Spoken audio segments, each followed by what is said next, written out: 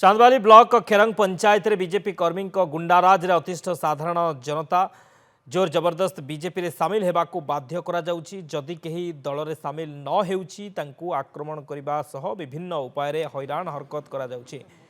2 दिन तले एक साधारण कथा को नहीं पंचायत सरपंच जितेंद्र विश्वाल को आक्रमण करथिले बीजेपी कर्मी, जहाकू नहीं चांदवाली थाना रे अभियोग करथिले सरपंच। तेबे उक्त घटना रे मंगलवार राति रे उभय गोष्ठी 6 जन को उठाई नहीं चांदवाली पुलिस। एथिरे उत्क्षिप्त होई आउ किछि बीजेपी कर्मी किछि महिला को धरी भद्रक चांदवाली मुख्य रास्तार खेरंग छक निकट रे रास्ता उपर बसी रही विक्षोभ प्रदर्शन करथिले।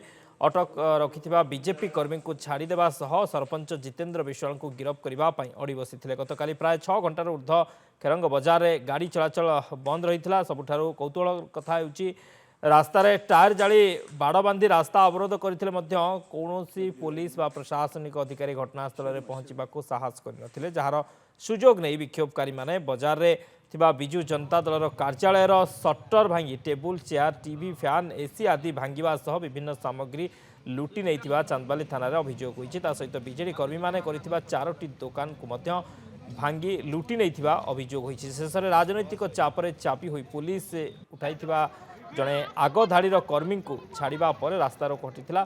मात्र एबे भी खेरंग पंचायत उत्तेजना लगी रही, जहाँ नहीं आज चांदवाली बिजु जनता दल कार्यकर्ता माने चांदवाली थाना सम्मुखें नीरव प्रतिवाद करने सह थाना आगे बसी रही। खेरंग पंचायत आतंकराज सृष्टि कर बीजेपी गुंडा मान विरोध में दृढ़ कार्यानुष्ठान दाबी कर प्रतिवाद करुजेडी।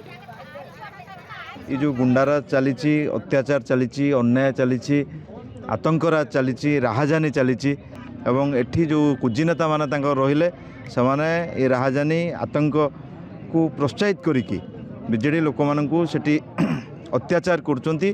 बारंबार सेमानक घर को आक्रमण करिया सहित सरपंच को मध्य आक्रमण करिसंती। ए सब प्रतिवाद करी चांदवाली बिजु जनता दल तरफरु आम आज नीरव प्रतिवाद करुचु। जदि प्रशासन कौन कार्यानुष्ठान आसामी मान विरुद्ध न करे तेज आगामी दिन में ये आंदोलन तीव्र हेब। आज सरकार को सूचई देवाक चाहूँ आम स्थाणु नुह आम देहरे रक्त मांस अच्छी आम सूचई देवाक चाहूँ सरकार को यार जदि किसी कार्यानुष्ठान ग्रहण न करा जाए आगामी दिन में यार सरकार को बहुमूल्य देवाक पड़ो।